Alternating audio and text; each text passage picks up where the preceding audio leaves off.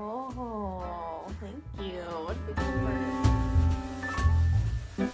Okay, so I've just been having my balls of used up yarn for my socks just kind of thrown in here, and I had a scare this morning where I thought my cat had gotten to one of the balls and that it had disappeared. Not the case. I have all balls and yarn skeins accounted for, but it made me think that I need to be better about organizing and knowing what's going on, especially because there's a few colors that are really similar, and up until this point I've been able to tell them apart, but I'd like to make it easier on myself. And so for the balls that I have already taken pictures of and used in my 24 days socks, I'm gonna put them back in their little envelope so that when I do the second sock, I know I have the exact right color that I need. So I'm gonna do that, and I think that'll clean up this area too.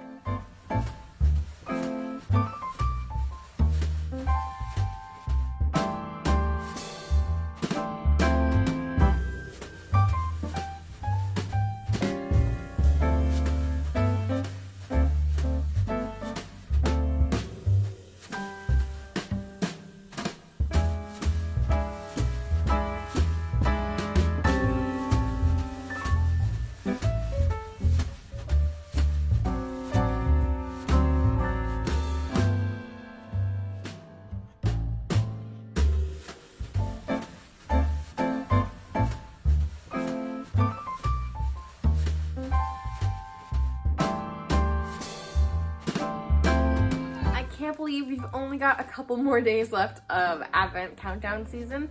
That is incredible. I can't believe that. So we're going on a trip. We leave tomorrow, but I have time in the morning to pack my stuff. So I'm going to worry about this later, but I will be bringing a couple things for Advent with me, just a couple. So let's see, what day is tomorrow? Tomorrow's the 22nd, so I will need to bring the 23rd and 24th and 25th with me to New York. It's actually really handy that both my brothers wanted black socks because I can block the non-matched pairs together and not have to worry about the color running and like damaging the color on the other one. So I'm gonna block them. All right, so I am starting to pack for our trip tomorrow, and I am making sure to pack my Christmas sweater from last year. I'll pop a pic up. I made the Magnolia Bloom sweater by Camilla Vad last year. I made it in this beautiful, so dark it's almost black green. That's kind of the vision I had. I was inspired by Wool Hands Needles. They made a sweater in the same colors, and that was the color that I wanted to make a sweater, and she made the Magnolia Bloom. And so I was like, perfect, yes, I do want to do that. So I made it last year. It worked up really fast. I think it's an Aran weight. So I had 2 strands of mohair. I used Knit Picks Aloft. Are you taking my temperature? I used Knit Picks Aloft, which is their mohair base, in the Labyrinth color. And then I had Cascade 220, I think the DK weight, in some really, really dark green color, like evergreen or something. And so I held that all together to make the sweater super cozy. I finished it on Christmas Day last year, so I'm gonna bring it this year to Christmas at my family's house so that I can wear it all of Christmas.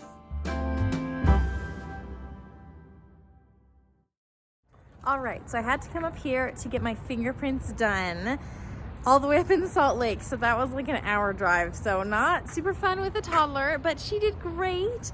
She's been good. She even had a little catnap in the car, and we are ready to go home. But first, I saw that there's a local yarn store only a 10-minute drive away from where I am right now in downtown Salt Lake. It's called Blazing Needles. And so I think I'm gonna swing by there. I think I earned it after getting some adulting done, and I have everything ready to go for my nursing license here in Utah. So I have that off my plate now. So that means I can start looking for jobs when I'm back from Christmas break. So yeah, let's take a trip to the yarn store.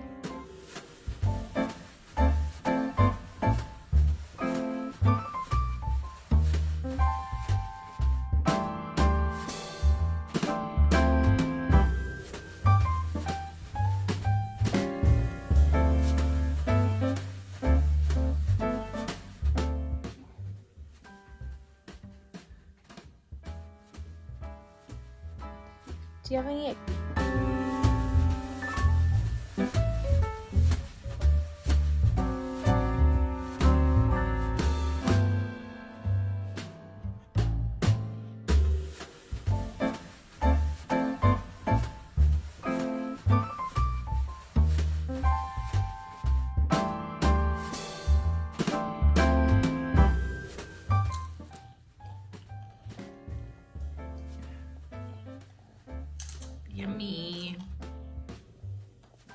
devouring that chip.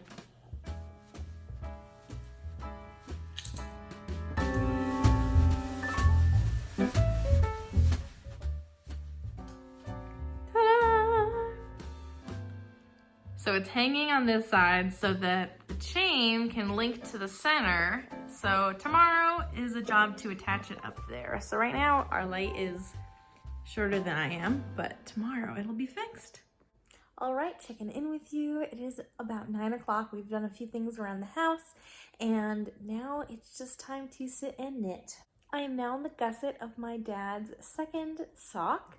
And it is slow going, and this yarn is dark enough that it's just not super fun to knit on, but I've been focusing more on my Advent socks, and I really shouldn't because this is a Christmas present, so I really need to get this done. So I need to just like work as much as I can on it tonight, and that's what I'll be doing. But I wanted to talk a little bit about Blazing Needles. So I'm so glad I went. It was in this cute house that had been made into a yarn store, and they had lots of really beautiful yarns that were more specialty yarns.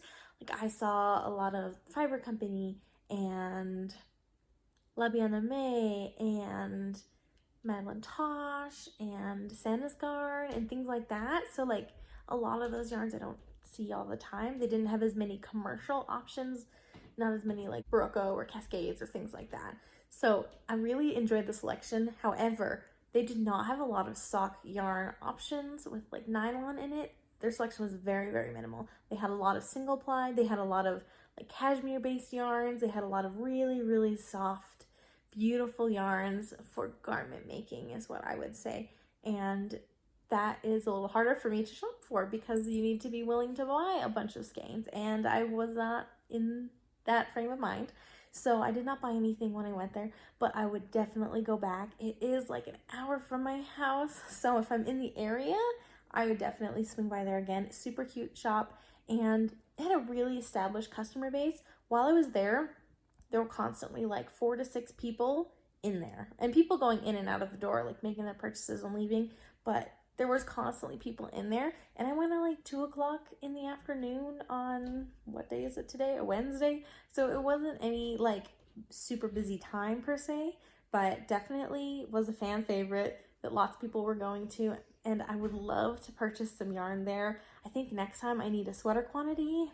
I've been eyeing Fiber Company's Meadow yarn because it's so soft and I love their colors. So maybe I will hit Blazing Needles up for my next sweater quantity.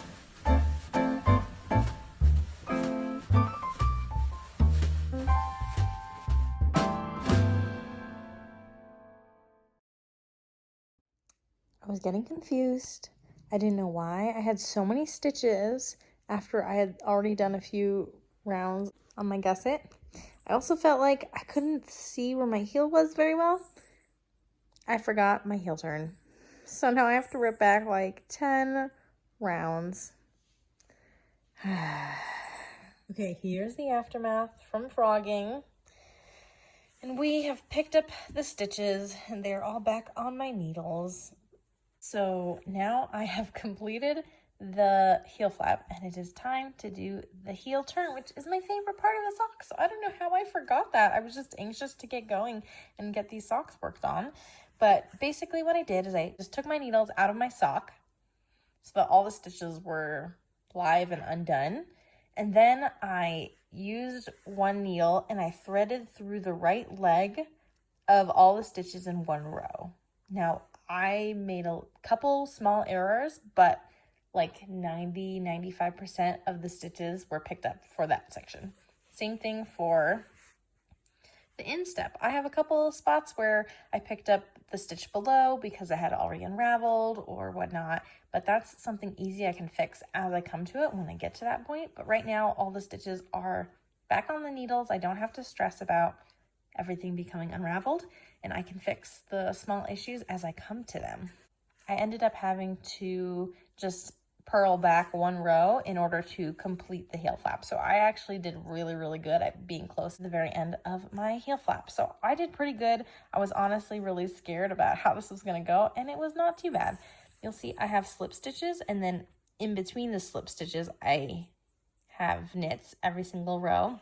I don't know if that made it harder or easier because it was easy to see the slip stitches, but then harder to see the smaller stitches in between. But it's fine. It's great. We survived, and now I can do my heel turn. Alfred. Back on track. Got my heel turn.